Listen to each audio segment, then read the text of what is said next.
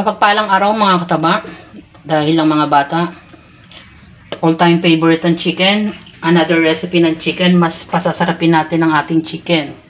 Meron tayong quarter leg at ibang part ng manok. Minarinate ko to mga isang dekada na, o 10 years. Binalikan ko lang.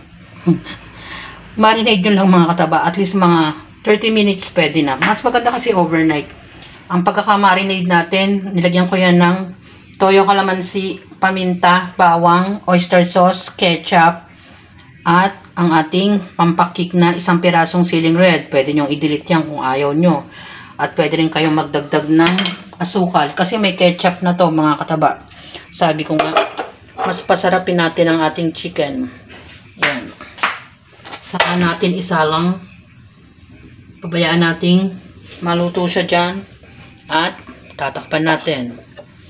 Habang pinapatuyo natin, baliktarin naman natin sa ibang side para mapantay ang kanyang pagkakaluto. Yan. Ayusin natin. Baliktarin natin. Baliktarin natin. At baliktarin natin. Natira kasi yung chicken thigh dito sa part na to mga kataba. At ito naman likod. Yan. Takpan natin ulit. Hindi na ako naglalagay ng mantika. Hinahayaan ko na lang siya maluto ng kusa dyan hanggang sa mag-drain. Makita nyo naman mga kataba, nagmamantika na. At binabaligtad ko siya ng mga ilang minuto. Sabi ko nga para mapantay ang ating luto. Ayun, dinadahan-dahan ko kasi ang ating tong ay nandun naman ang ating frying pan. Sayang naman. Ayan. Baliktarin natin ng ating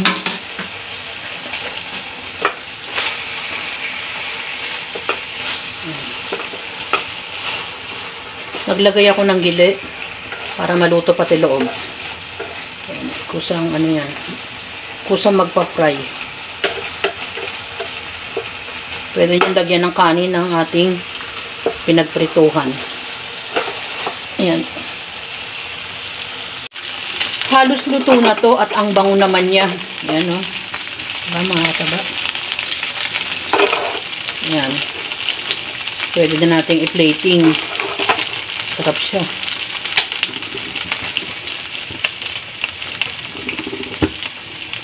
Sa araw-araw na pagluluto natin mga kataba, marami tayong natututunan. Paano natin mapapasarap ang ating pagkain? Sabi nga nila, learning process, at araw-araw din naman ginagawa natin ang paraan na mas lalo pa tayong magkaroon ng mga ideas sa mga ingredients na ilalagay natin. Tulad ng ating chicken, mas pinasarap ang ating ala chicken inasal ni Mama Taba. Mga simpleng ingredients lang at iba't ibang klaseng ingredients na nagpapasarap sa ating mga niluluto. Yan ang ating simpleng chicken inasal ni Mama Taba na hinaluan ng iba't ibang klaseng ingredients. Enjoy, kumain at maging masaya.